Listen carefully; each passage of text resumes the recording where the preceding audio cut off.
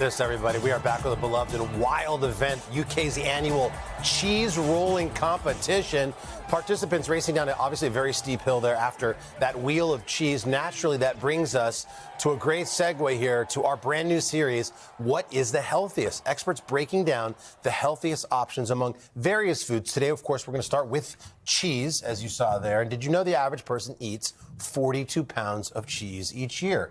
So which cheeses should you choose? Are there villainous cheeses and good cheeses, hard cheeses, soft cheeses? We're going to find that out with the help of Vanessa Rissetto, a registered dietitian and co-founder of Culina Health. Vanessa, always great to see you. Nice to see you. Okay, let's start with the cheeses here. Yeah.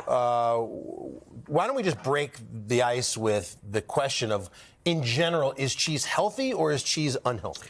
Cheese is totally healthy, right? It's a good source of protein. There's moderate fat. You're saying that like ice cream's healthy if you have a tablespoon a year. No, you can have more than a tablespoon of cheese and it still be part of your overall healthy eating plan, I promise. Look at Al Roker already getting in on the the hard cheeses over there. Parm is my favorite, so I'm into that. All right, so let's what are we going to start here? Is this a I guess people who are health conscious would look for a high protein cheese. Is there such thing? Yeah, so cottage cheese, high protein, really great. Sometimes what I do is I'll take a fiber cracker, I'll spread cottage cheese on it, and then I'll add olives. So it's nice protein, nice fat, a little bit of crunch from there, and it's not just like boring when people just like eat it with fruit or however they're going to do it. And if you opted like for breakfast, if you skip out on like let's say the carbs, the potatoes, is this a good sort of I'll scoop a cottage cheese with my eggs and but I would always want to have some kind of carb in there. So like if you don't want to have bread or potatoes, you could always have fruit. Right. Yeah. Okay. Yeah. Let's move on down here. What if you want to cut back on sodium? This looks delicious, whatever this is. Yeah, ricotta with honey.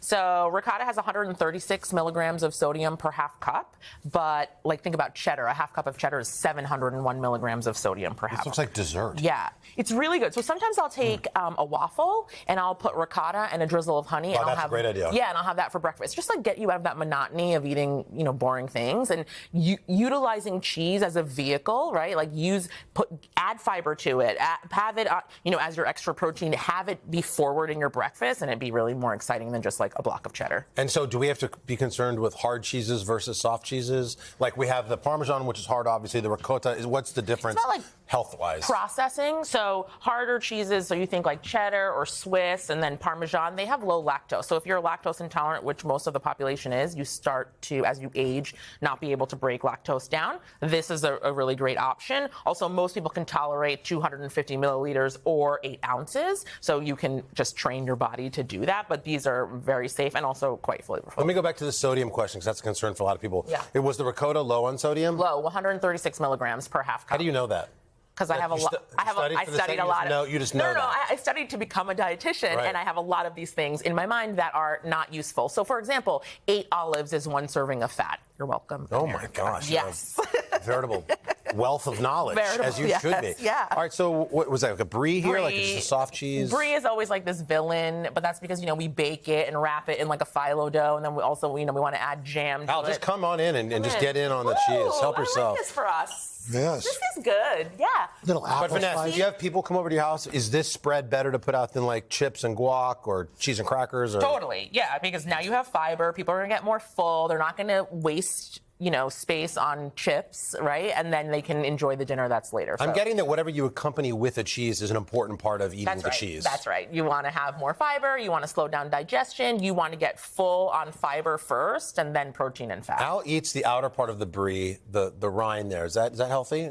Why are you eating the rind? I like the way it tastes. Oh, okay. Well, that's preference. I'm happy for him. If he likes it, I like it. No judgment. No, I don't judge. What is your favorite cheese, Uncle Al? I do like the brie, but I also like a good cheddar. Also a gorgonzola. Ooh, I like a blue cheese in my salad. Really underrated, but very delicious. So are like the triple creams, the really delectable, really spready ones, are they higher in super fatty? It's higher in fat. So if weight loss But like good fat, like the way that we should be putting cream in our coffee now? Saturated fat. So is that good or bad? It's not bad, but there's monounsaturated, polyunsaturated, good for heart health. But when you overdo it, then you negate all the benefits. All right, finally, I don't know why this is here, but just feta. Feta, okay. Everyone is always trying to buy low-fat feta, guys. Feta cheese is already low fat, so you're paying extra money. So now Feta's better.